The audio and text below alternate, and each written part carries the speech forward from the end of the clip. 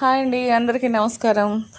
ఈరోజు మనం చాలా ఈజీగా అరటికాయ చిప్స్ పిల్లలకి స్నాక్స్గా చేసుకోవచ్చండి. ఇది మా ఇంట్లో చెట్టుకు అరటిగెల వచ్చిందండి. అందువల్ల ఈరోజు మా పాప రెడీ చేయాలని చిప్స్ కోసం ప్రిపేర్ చేస్తున్నామండి.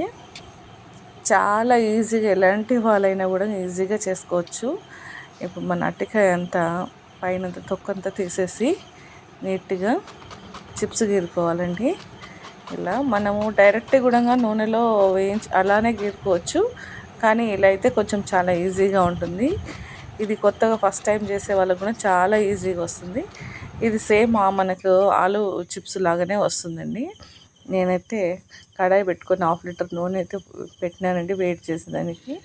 దీంట్లో మనం కొంచెం ఉప్పు, సాల్ట్ పసుపు రెండు మిక్స్ చేసి కలిపి పెట్టుకోవాలండి. చూడండి ఎంత సన్నగా వచ్చినాయో. ఇప్పుడు ఆయిల్ అయితే హీట్ ఎక్కింది. నేను కొన్నిగా వేస్తున్నాను. మనము అప్పలాలు వేయించినంతసేపట్లోనే వేగిపోతుంది. చాలా ఈజీగా అయిపోతుందండి. ఇది పిల్లలు చాలా ఇష్టంగా తింటారు.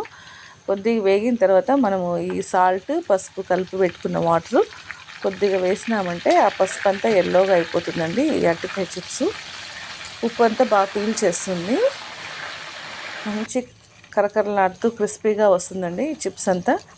చూడండి, మనకి ఎక్కువ డార్క్నెస్ కావాలంటే ఇంకొంచెము మనము పసుపు ఎక్కువ యాడ్ చేసుకోవచ్చు. నాకు ఇది చాలా లైట్గానే వేసుకున్నాను.